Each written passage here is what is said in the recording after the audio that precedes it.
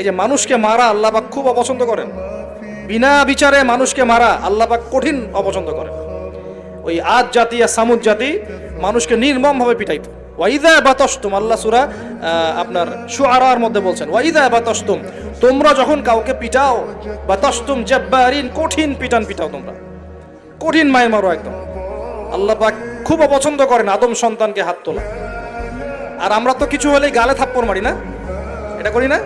এই হাদিসটাও মনে রাখবেন, মানুষের গালে মারা নিষেধ আছে, জানতেন?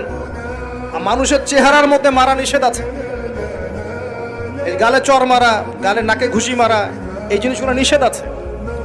কারণ এই চেহারাটা আল্লাহ রাব্বুল আলামিন, মানে আদম সন্তানের এই স্ট্রাকচারটা আল্লাহ রাব্বুল আলামিন সূরা সদের মধ্যে বলেছেন, খলাকতু বিয়াদাই, আমি নিজ হাতে সৃষ্টি করেছি। সুবহানাল্লাহ।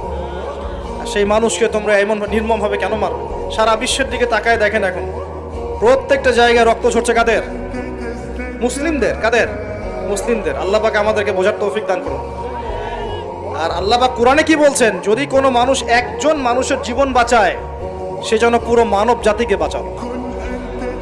এত পছন্দ আল্লাহর কাছে জীবন বাঁচানো।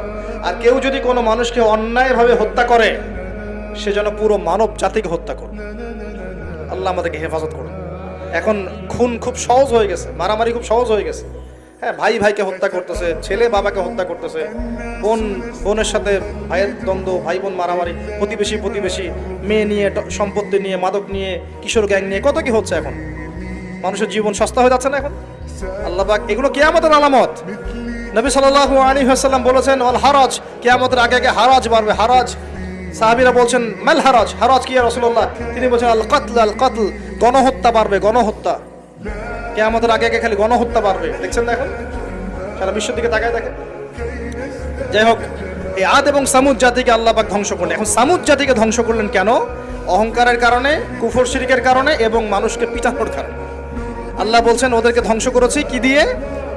সাইহাতান ওয়াহিদা। এটা ভালো করে মনে রাখবেন, সাইহাতান ওয়াহিদা মানে একটা শব্দ দিয়ে, প্রচন্ড ত্রুম একটা শব্দ, খালি এই এক শব্দে সবার কানের পর্দা ফেটে ফুটে জান বের হয়ে গেছে। আল্লাহু আকবার। এক শব্দে মানে ওদেরকে আলটিমেটাম দেওয়া হয়েছিল, তোমরা কি ফিরে আসবে? ওরা বলছে যে কি শাস্তি আসো নিয়ে আসো। তখন আল্লাহ পাক বলছেন 3 দিন সময় দিচ্ছি, 3 দিন যা করার করে নাও।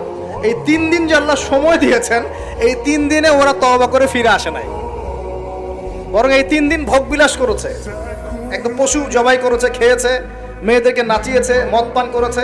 3 দিন ভোগ বিলাস ফুর্তি করেছে। মানে দু হাতে চাপাও হাত পেতে নাও, এরকম চিন্তা যা আছে।